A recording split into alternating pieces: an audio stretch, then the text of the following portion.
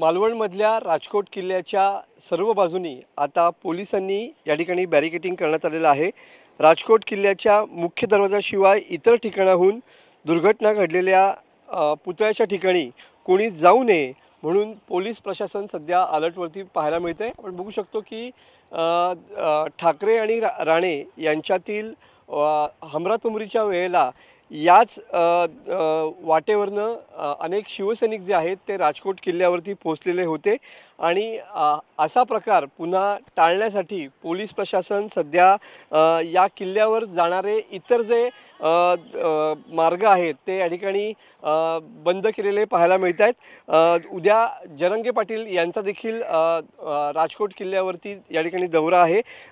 मोठ्या संख्येनं मराठा बांधव सुद्धा या ठिकाणी येऊ शकतात, त्यामुळं पोलिसांनी शक्य ती काळजी या ठिकाणी घेतलेली पाहायला मिळते आहे।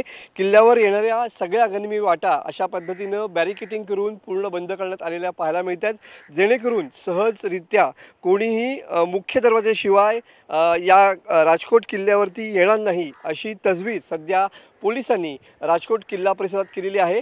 त्याच पद्धतीनं पोलिसांच्या 2 प्लॅटून 30 पोलिसांच्या 2 प्लॅटून सध्या राजकोट किल्ल्यावरती या ठिकाणी तैनात करण्यात आलेले आहेत। त्यामुळं पुन्हा एकदा पोलिसांकडून सुरक्षेमध्ये राजकोट किल्ल्याच्या सुरक्षेमध्ये या ठिकाणी पुन्हा एकदा वाढ केलेली पाहायला मिळते। कॅमेरामन अनिकेत होलमसह मी मनोज लेले, TV9 मराठी, राजकोट, सिंधुदुर्ग।